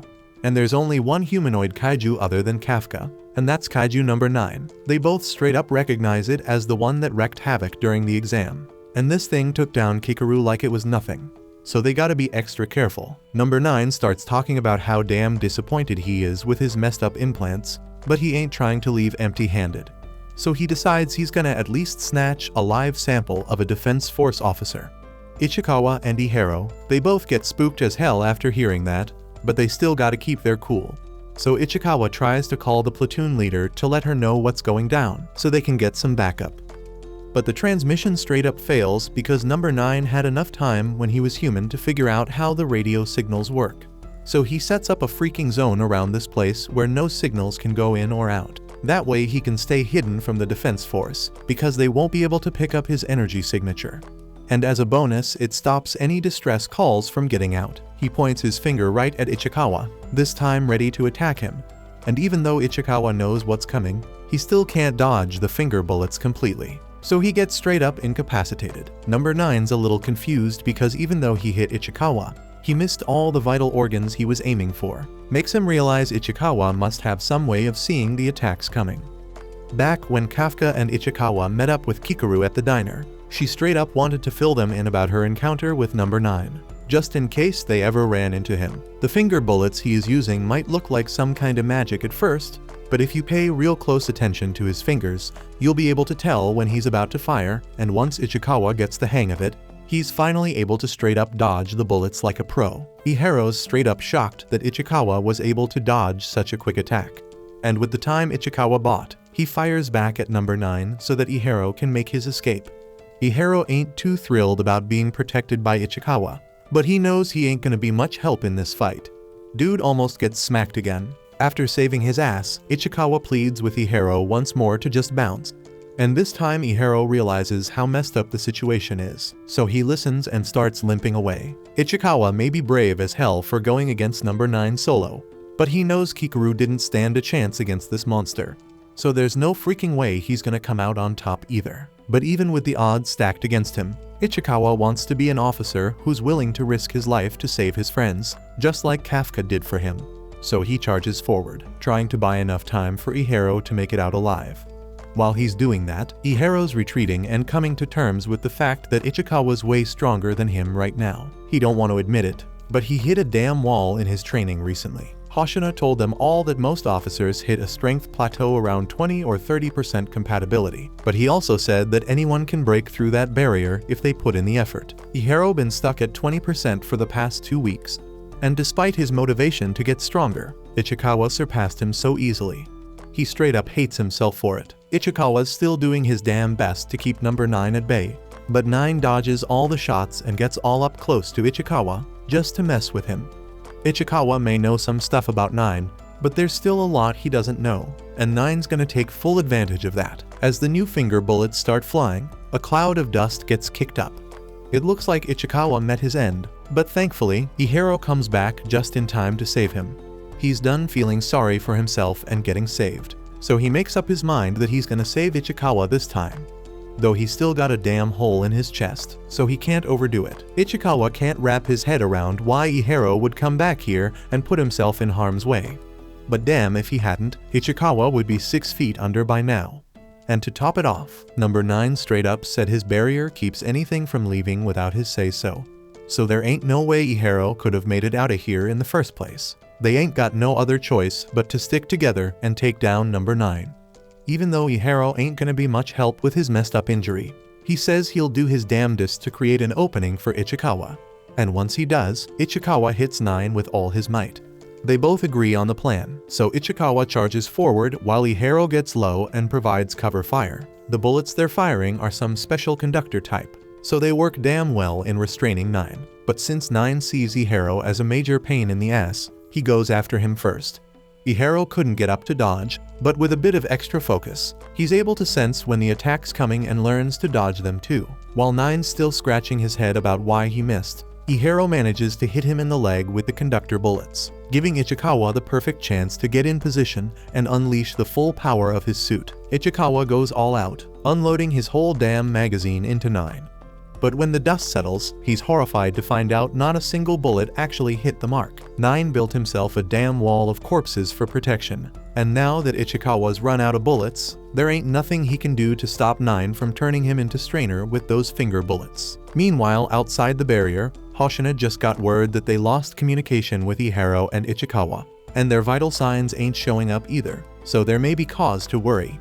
Kafka heard the report, and with the messed up behavior of the kaiju around here, he and Kikaru figured out that kaiju number 9 must be lurking nearby. After taking all the bullets, Ichikawa's body's burning with pain, but he's still fighting with all he's got, trying his damn hardest to stay conscious and keep on fighting. Number 9 straight up shocked that Ichikawa's still moving after taking all that damage, but since he wants a living test subject, he ain't looking to kill him outright. He is about to try other ways to take down Ichikawa, but Iharo ain't having none of that. He fires several bullets at 9 to protect his homie, but damn 9 had already seen that gun before, so deflecting the bullets is like child's play to him. And after taking out Iharo, he strolls back to Ichikawa, curious about how much damage it takes to stop him from moving.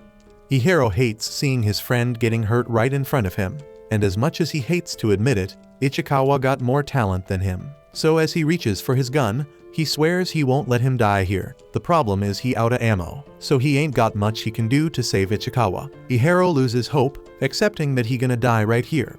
But all he wants is for Ichikawa to somehow be saved. 9 turns his attention to Iharo, and since he already made Ichikawa stop moving, he don't need Iharo alive no more. He points his finger to finish him off. But just in the nick of time, Kafka pops up from behind and straight up punches 9's head clean off his body. Kafka kneels down next to Ichikawa and apologizes for being late. But Ichikawa blames himself for being so weak in the first place. He wanted to handle this on his own so Kafka wouldn't have to transform. But things didn't go as planned. Iharo already freaking out because from his perspective, now there's a second badass kaiju just showed up. But he can't do nothing about it. Turns out number 9 can stay alive even after getting decapitated. So as he picks his head back up, Kafka sets Ichikawa down because he knows things about to get violent. Ichikawa doesn't want Kafka getting into trouble, but Kafka says it's all good. Ichikawa just gotta focus on sealing his wounds with a suit so he don't bleed out. While he doing that, Kafka gonna deal with 9. Once 9 got his head back on his shoulders, he ain't even mad. He asks why Kafka attacked him out of nowhere when they both kaiju. But 9 realizes Kafka got some serious strength, so he wanna claim his corpse for himself. That's why he fires a shot at him. It doesn't do nearly as much damage as it did to Ichikawa, so 9 decides to step things up a notch if he want to take down a kaiju of Kafka's caliber. 9 straight up unleashes a bunch of massive body bullets, ready to blast Kafka. But Kafka's even more pissed because 9 has been shooting Ichikawa and Iharo's soft human bodies with those damn bullets all this time. He can only imagine the pain and suffering they had to endure. So he's gonna make 9 pay for every single damn shot. 9 starts firing at Kafka, but Kafka just stands his ground, and right before getting hit, he unleashes a shock wave that blocks them all. In a split second, he flash steps right in front of 9 and starts wailing on him with a barrage of punches, while also rearranging 9's whole damn dental structure. 9 tries to fight back, but nothing he does can stop Kafka's relentless attacks. So he figures retreating is his best move, but Kafka ain't letting him off that easy. He gets ready to throw his final punch. 9 knows he's screwed at this point, and when he gets punched across 4 city blocks, he's left looking all messed up, disfigured, and dismembered with his core fully exposed. Kafka catches up to him, ready to smash that core and finish him off for good. But just then, a couple of Defense Force soldiers spot them and report that they ran into a humanoid kaiju. Meanwhile, Kikaru's struggling to take down one of the other kaiju from earlier because her gun ain't packing enough power. So she takes matters into her own hands and grabs a sign nearby, ready to use it as a weapon. And she straight up splits that damn kaiju in half. Now that she's done with that, she wonders where the hell Kafka went. Earlier when they found out Iharo and Ichikawa went missing, Kafka decided to go look for them. But Kikaru questioned how the hell he's supposed to do that with zero way to communicate. Kafka explained that as long as they're getting attacked by the humanoid kaiju, he should be able to sense where they at. Then he transformed and bounced. But even if his intention was to save Ichikawa, transforming in the middle of an active defense force battle zone is some insanely risky shit. Word spreads about a humanoid kaiju, and Hoshina gets the memo. He wastes no time and starts moving to lend a hand. Meanwhile, with Kafka, he gets caught up dealing with the officers, which gives number 9 the chance to bounce back, regenerate his body, and escape imminent death. 9 claims he cracked the code on how Kafka's body works, so he thinking next time he'll straight up finish him off. But Kafka ain't having none of that. He ain't letting there be a next time, so he is ready to chase 9 down.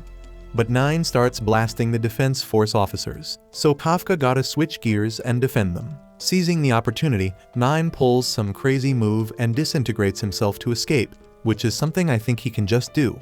And since 9 slipped away, Kafka figures it's a good time for him to dip too. He throws a punch to create a distraction, then jumps high in the sky to make his getaway. He's bummed he couldn't take 9 out for good, but at least he saved Ichikawa and Iharo from biting the dust, so he's feeling good about what he accomplished. Just when he thinks he in the clear, Vice Captain Hoshina creeps up behind him. Hoshina straight up believes Kafka's the one who messed up Ichikawa and Iharo, so he's mad as hell and ready to wreck Kafka. Before Kafka even blinks, Hoshina's right there in his face, almost slicing his head off. Kafka's forced to retreat, dodging Hoshina's strikes. Kafka remembers Hoshina talking about how he's a beast at taking down smaller kaiju, and damn, he wasn't lying. Kafka had only seen Hoshina smiling before, but when he's serious, he a whole different breed. Hoshina steps out of the alley, and he wants permission to unleash his suit's full power by removing the limiter, and he cranks it up to 92, dead set on taking out kaiju number 8. Kafka ain't looking to hurt Hoshina because he knows his fists are straight up lethal. But while he's still pondering, Hoshina slices him up in a flash, making it clear that he won't survive unless he gets real serious. Hoshina jumps in for another attack, but Kafka manages to dodge it this time by leaping back. But don't think he's escaped Hoshina's wrath just yet. As he's getting chased down, Kafka ain't able to toughen up his body quick enough to counter all of Hoshina's strikes. He might not be as buff as Kafka, but damn, he's way faster. Kafka used to think Kikaru was a badass when she moving on the battlefield. But right now, Hoshina doesn't even look human with the way he's darting around. He slashes again, and even though Kafka avoids a fatal blow, it still cuts deep and exposes his core. Kafka's trying to figure out what kind of move Hoshina pulled to slash him because he couldn't see it coming. So he finds a spot to stand his ground and regenerate his messed up body. This is the first time he's gotta regenerate his body, and damn, it drains a whole lot of his stamina. So he can't afford to get slashed like that again. Hoshina's still in hot on his pursuit, and he's been surprised the whole damn fight. He's throwing all his power, yet this kaiju keeps holding him back. That must mean this kaiju's at least a fortitude 8. But that ain't the only bizarre thing about it. The way this kaiju fights ain't normal, but it don't really matter because all he needs to do is make sure this kaiju can't counter his next attack. He powers up his blades, and once they're at full blast, he sends out an energy wave heading straight for Kafka. Kafka knows this is gonna be hellish, so he tries to jump out of the way, but still gets his leg cut off. And that moment of being stuck because of his missing leg is all Hoshina needs to close the gap and appear right under Kafka to finish him off. He goes for Kafka's core, but damn, he's surprised when he sees Kafka growing a set of teeth to grab his blade and stop it from piercing his core. Now he can't even pull that blade out. So Kafka takes the chance to strike back and powers up one of his mega punches. But since he still ain't looking to kill Hoshina, he aims for the knife instead and sends him flying with the force of the punch. And once Hoshina loses sight of him because of all the dust kicked up, Kafka disappears into the night. Hoshina's feeling down because he couldn't bring down kaiju number 8 just now, but he still gotta report what went down. So he grabs the radio and gives Mina the lowdown on the situation. Meanwhile, Kikaru's deep in thought about Kafka. He might have saved her ass during the exam, but can she really trust him when he's a kaiju? Just then, Kafka shows up after reverting back to his human form, and Kikaru's true feelings for him are written all over her excited face. Kafka apologizes for acting so reckless because he knows she must have been worried sick. He's running low on energy after all that regenerating he had to do to recover from the fight with Hoshina. So he nearly collapses and Kikaru's gotta hold him up. Kafka says sorry for not finishing off kaiju number 9. But Kikaru tells him it's all good because she plans on getting her revenge personally and taking it out with her own 2 hands. Kafka gives her a smile, but then he starts walking away even though he's in a terrible state. He says he wants to head to Ichikawa and Iharo because they got banged up real bad. But Kikaru grabs him and asks if he's got a medical degree to help them out. They're already being taken care of by the defense force, and with the new medical tech they've got, Ichikawa and Ihiro should be back on their feet in no time. Kafka should be worrying about himself because not only did he get spotted by some officers, but he also went head-to-head with Vice Captain Hoshina. If he ain't careful, it's only a matter of time before he gets busted. While everyone's finishing off the last of their targets and getting ready to head home, Hoshina's deep in thought about his encounter with Kaiju number 8. Mina comes up to him because it's rare to see him so down, so she decides to take a picture to remember this rare moment. She then asked Hoshina if number 8 was really that strong, and he confirmed it, stating that it was one of the strongest out there. If that's the real deal, then number 8 is like some crazy anomaly because we haven't seen a kaiju that's strong in the past 5 years. It's lucky as hell that it hasn't caused any casualties yet. It doesn't seem like the type to just randomly attack people, and that's exactly why Hoshina found their fight so damn weird. It had the chance to throw down a punch, but it decided to go for the knife instead. And the whole damn brawl felt more like Hoshina was fighting with a regular human, not a damn kaiju. Mina tells Hoshina to take a damn break because he must be worn the hell out from the fight. She'll handle things from here, and when it comes to number 8, it doesn't matter what kind of kaiju it is or how it acted all strange. Their job is to neutralize any damn kaiju that comes their way. Right then, Hoshina and Mina get a report from one of the platoon leaders.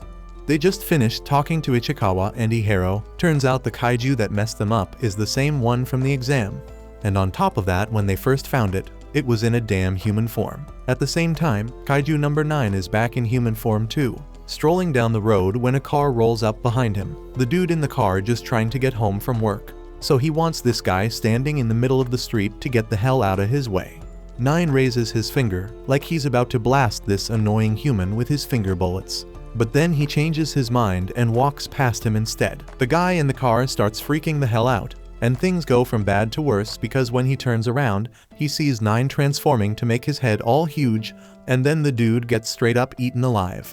A while later, 9 transforms into the man and cruises away in the car while listening to the news. And his next move on the agenda is to find a damn way to kill Kafka. Back at the hospital, Ichikawa finally wakes up and sees Kafka and Kikaru chilling by his bedside. They're stoked as hell to see Ichikawa's alright, and Ichikawa thanks Kafka for saving his ass back there. But based on the looks Kafka and Kikaru give him, he probably shouldn't have said that. Ichikawa didn't even realize Ihiro was in the damn room. So now he's wondering why Kafka's getting all the thanks when it was kaiju number 8 that saved their asses. Kikaru thinks quickly and plays it off like Ichikawa is thanking Kafka for spotting the reproductive organs of the kaiju, because that was a massive help in the damn battle. And it kinda makes sense, so Ihiro buys into it. Though he's still curious why the hell a kaiju would save humans in the first place. That thing straight up wiped out number 9 in like no time. So even for a kaiju, Ihiro thinks that's pretty damn cool.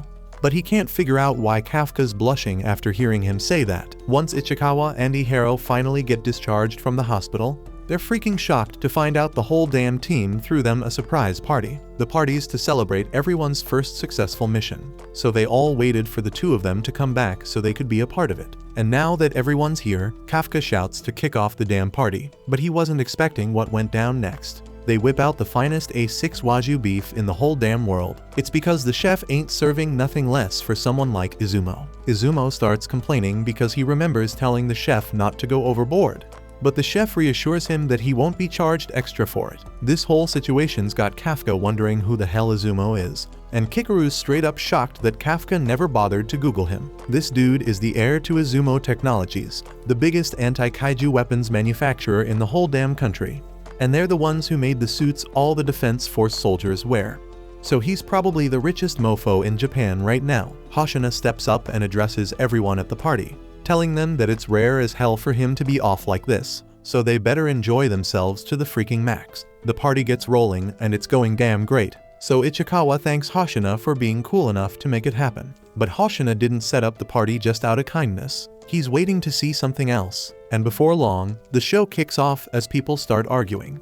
Kikaru calls out Ihiro for being too focused on showing off to Ichikawa, but Ihiro ain't trying to hear that from her because she does nothing but show off during battles. And it ain't just them. Everywhere Ichikawa looks, people be straight up arguing about every little damn thing that went down on the mission. But it ain't all bad. They're just trying to communicate and figure out how to step up their game for the next time. But that doesn't mean there ain't gonna be some good old regular arguments too. Meanwhile, out in the hallway, Izumo's chatting it up with Chef Dojima. He's expressing how damn happy he was when Izuma called him up. Dude thought he'd never see him again after what went down last time.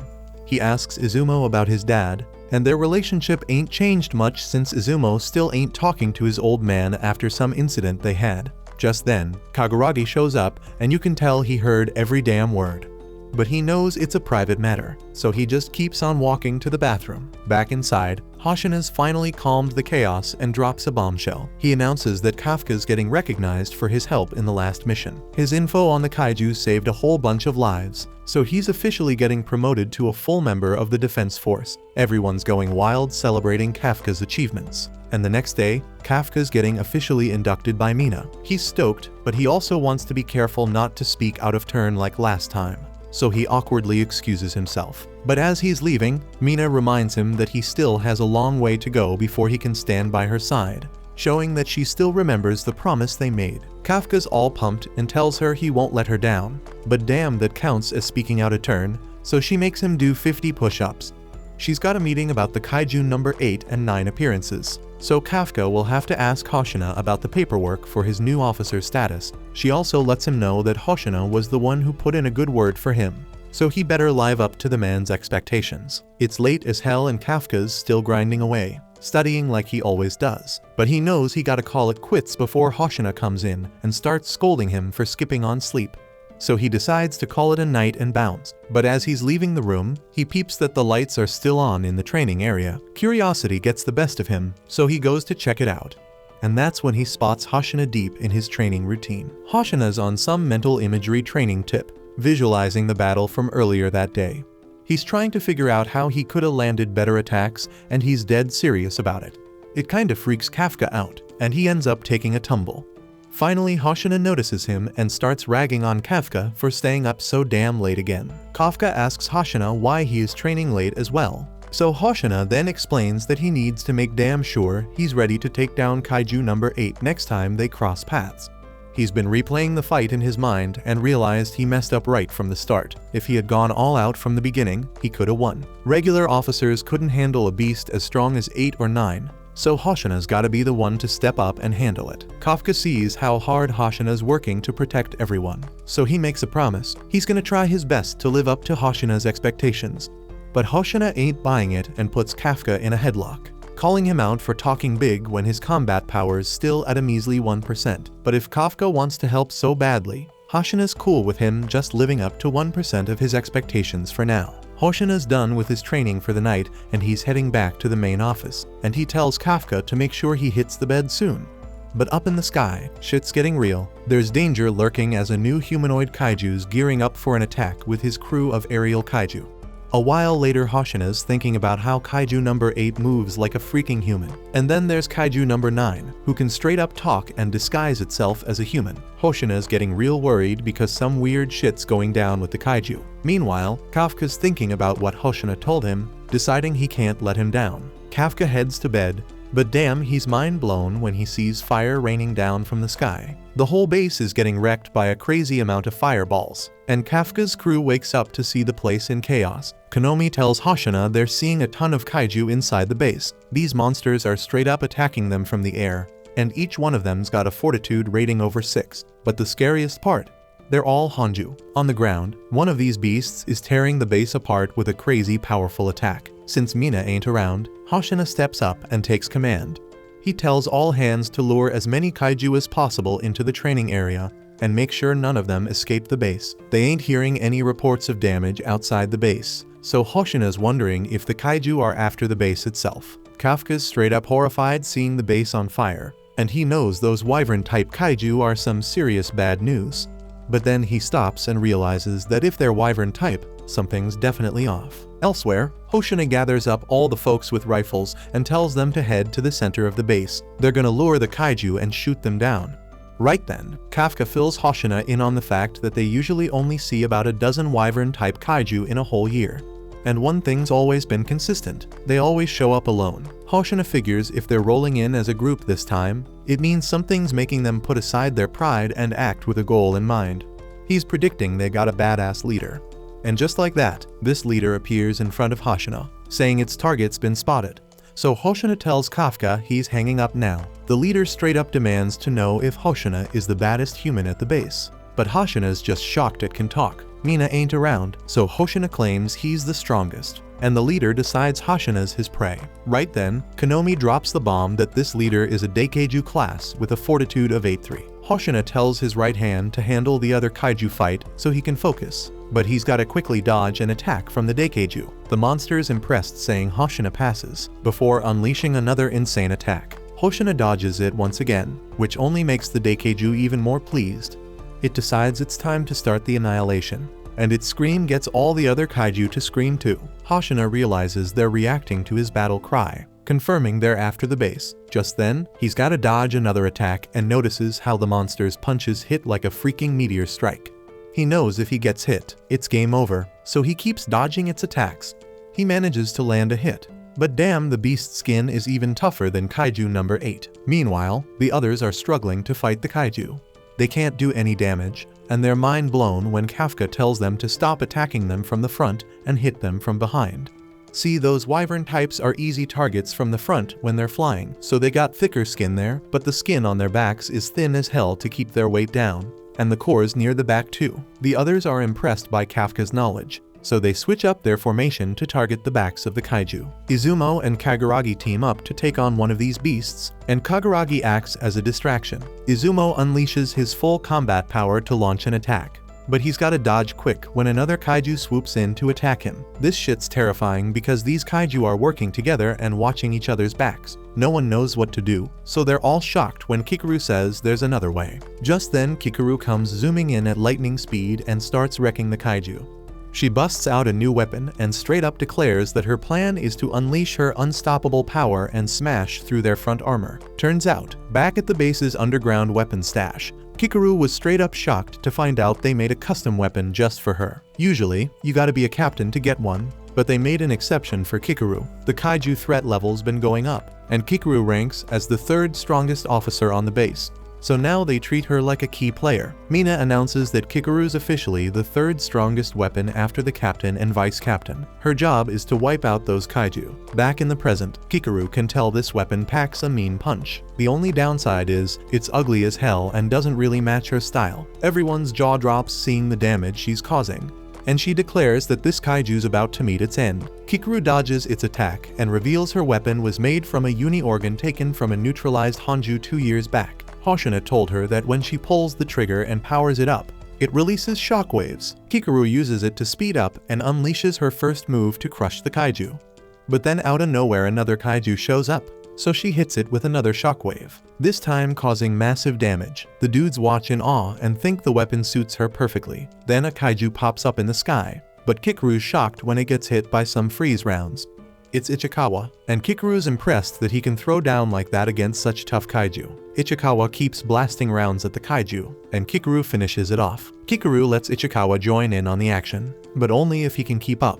And Ichikawa's like, hell yeah, I got this. Izumo and Kaguragi ain't gonna be left behind either, so they decide to strike the enemy from behind while Kikaru's got them distracted. Hoshina's stoked to hear Kikaru's holding it down, but he's got a major issue with the leader. This thing's speed and power are off the charts, and what's even scarier is that Hoshina can tell the Daikeiju's straight up enjoying the fight. Kaiju ain't supposed to feel emotions like that. Hoshina makes his way to gate 3, but he gets pissed when the beast straight up wrecks it. Then out of nowhere the beast vanishes, leaving Hoshina shocked. This freaky monster explains that most kaiju can't put up a fight like Hoshina did, so it's looking forward to devouring him and getting even stronger. The leader sends Hoshina flying, but even acknowledges Hoshina's strength because he managed to slice his arm off. Right then, Hoshina apologizes to Konomi because he's deciding to skip the usual procedure. Now that they're on the training grounds, he don't gotta worry about hurting the officers, so he's going all out. Hoshina unleashes 92% of his combat power and declares it's time to neutralize this Daikeiju. Somewhere else, this girl finds herself in deep trouble. Kafka's nearby, but he won't make it in time, so he transforms just his legs to save her. She's shocked to be rescued by Kafka and assumes he's mastered his suit. He just goes with it, but then the beast gets ready to attack them. Luckily, Kikaru and Ichikawa swoop in and save the day. Kikuru tells them to get the injured to safety. Ichikawa then talks directly to Kafka and tells him not to take any crazy risks. He reminds Kafka that he's a full officer now and he needs to believe in his fellow officers. Kafka gets it and watches in awe as they fight. They team up against the kaiju, and Kafka can't help but wonder when they learn such sick teamwork. Just then, Konomi announces that other units have arrived to help. Kafka's hyped because it means the senior officers who were off duty have finally shown up. The platoon starts cooking up a plan to work together, and things start looking more hopeful. They're pushing back even without Mina being there. Kafka goes to help the wounded and thinks about how freaking amazing his 3rd Division is. Nearby, Hoshina tells the leader they messed with the wrong crew and he's damn sure they're gonna win. The two start throwing down again, and the Daikeiju figures something out. Hoshina's been slicing right through the tiny gaps in his exoskeleton. But damn, he's bummed because it ain't fun no more. Now that Hoshina's strategy's exposed, it's easy for the Daikeiju to shut those openings down. Out of nowhere though, Hoshina still manages to slice the beast to pieces. The leader realizes Hoshina was just messing with his head, aiming for the gaps as a diversion. Hoshina tears the leader apart, but then he's the one who's shocked when the monster gets even more hyped. This is the kind of fight it lives for, and it starts regenerating. The beast stoked to be fighting someone who matches its own power, but once again, it's caught off guard when Hoshina slices it up enough to expose its core. Hoshina busts out another six-sword technique, and everyone's celebrating, thinking the fight's done. But hold up, Konomi notices something strange, and Hoshina yells that it ain't over. Meanwhile, Kafka's feeling mad pain nearby, wondering why his detection ability's going off even though he ain't transformed. Kafka's scared shitless, thinking the worst and worrying about Hoshina. Konomi's just as terrified, and Hoshina watches as the Daikeiju starts transforming into something way bigger. He realizes the core's position must have changed, so he couldn't fully destroy it. The Daikeiju lets out ultra-high temperature steam, and Hoshina's glad he brought it to the training ground. Right then, Konomi announces that the Daikeiju's fortitude is rising, and she can't believe the damn number. The beast finishes its transformation, and she declares its fortitude's now at 9. Hoshina's freaked out seeing what it's become, and the Daikeiju lets out a freaking monstrous roar. Daikeiju is done blowing up to epic proportions, and poor Hoshina be straight up screwed because he ain't in his element no more. Daikeiju's transformation even got Kafka feeling some kind of way, and he knows something ain't right. So Kafka starts hauling ass toward Hoshina and Daikeiju's epic beatdown. Daikeiju is trying to squish Hoshina like a bug, but my man dodges that mess and starts hauling ass along Daikeiju's arm, slashing like crazy.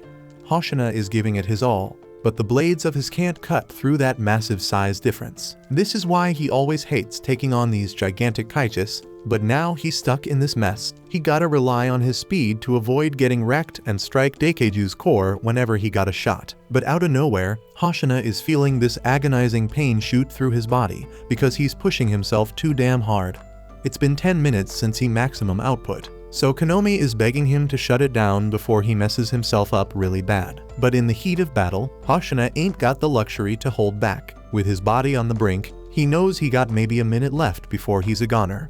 So he trying to make the most of it, sneaking up on Daikeiju by using a nearby building. But damn, when Hoshina leaps in the air to attack, he's straight up shocked to find out Daikeiju got eyes in the back of his damn head. The giant sees Hoshina coming and close lines his ass out of the freaking sky, sending him flying across the city.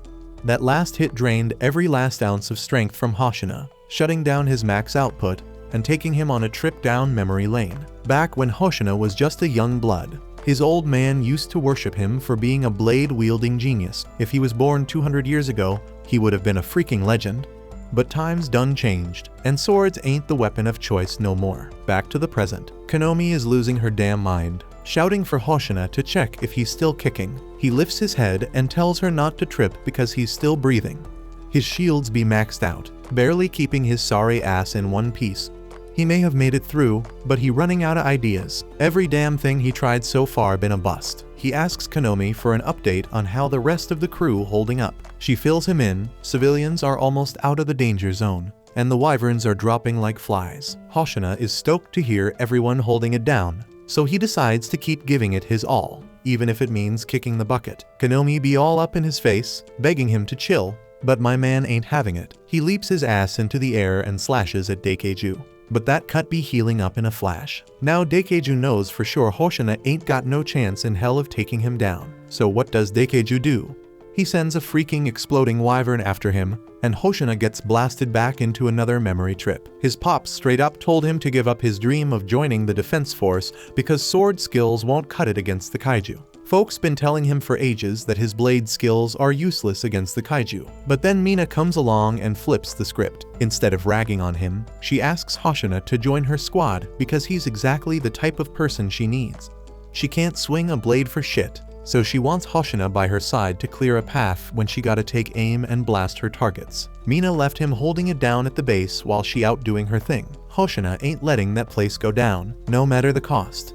So he keeps slashing away at Daikeiju, throwing every damn attack he knows at him. But he gets caught by that bastard Daikeiju and about to be squashed like a bug. Kafka peeped this going down, so he starts hauling ass to help, ready to transform and save Hoshina's sorry ass. But right before he can do his superhero thing, he hears Mina's voice over the comms, Hoshina feeling relieved because he knows victory is right around the corner. And in that same damn moment, Daikeiju gets blasted and loses an arm. Mina is up on a nearby roof rocking her railgun, and she ain't playing around. She blasts Daikeiju's other arm before bouncing to avoid getting hit back. Daikeiju still be regenerating like crazy, so Konomi tells Mina his core gotta be somewhere on his back. Mina getting ready to take aim again. Hoshina was beaten up, but he still got some fight in him. He is dead set on doing whatever the hell he can even with his busted up body to make sure Mina gets a clear shot. He revs up his suit again, taking it to 63% power so he can slash Daikeiju's legs and thighs, slowing his ass down. But Konomi is freaking out, saying he already maxed out that suit, and going any further could mess him up real bad. Hoshina knows damn well the risks he's taking with his moves, but even with his desperate charge, Daikeiju can heal up all the damage in a split second. Hoshina ain't dealing enough damage to keep that beast immobilized. His power output is weak as hell, and he's clueless about how to bring Daikeiju down with the explosive force he needs. But out of the blue, Kikaru jumps in, swinging her axe, trying to lend a hand to Hoshina. But even with her insane strength, she's still too damn weak to even make a scratch on Daikeiju's tough exoskeleton. She may not be able to solo Daikeiju, but her presence sparks an idea in Hoshina's mind. So he tells her to keep on attacking and follow his lead, so she can slice into the wounds he creates when he goes for Daikeiju. Kikaru's down with a plan, so the two of them team up and put their plan into action. Hoshina slashes open Daikeiju's shell, while Kikaru delivers a massive blow to the exposed flesh. The attack seems to hit Daikeiju hard because he screams out in pain and drops to his knees. They successfully immobilized him, at least for now. But all the strain Kikaru put on her body finally catches up to her, and she reaches her limit and passes out. Hoshina realizes Kikaru's out of commission for the time being, but he ain't sweating it because they already bought enough time for Mina to get in position for a killer shot. So she unleashes a powerful blast, blowing Daikeiju's back to bits and exposing his core. With the core out in the open, Mina's ready to finish Daikeiju once and for all, but Konomi warns her that she's got just one bullet left, so she better make it count. The whole defense force covers Mina's back, so she can focus solely on aiming like a boss. With the combined strength of the defense force and Hoshina pushing himself to the limit to deal damage, Daikeiju gets all distracted, giving Mina the perfect shot lined up. Daikeiju's core gets blasted to pieces, and chunks of his body go flying everywhere. It looks like the battle's finally done, and everyone starts going wild, celebrating their epic victory. Kafka's overwhelmed with emotion seeing how damn hard everyone worked and how badass they looked while doing it. It fuels his motivation to get stronger, so he can stand by Mina's side in battle someday. Ichikawa cracks a joke about Kafka's messed up face, and Kafka feels like that's too damn harsh. But then Ichikawa tells him he feels the same way about wanting to get stronger, so they should team up and work towards their goals together. Meanwhile, Kikaru, Hoshina, and Mina are talking, and Hoshina tells Kikaru that he and Mina got the rest of the wyverns covered. But hold up, Mina says Hoshina needs to take a damn break too.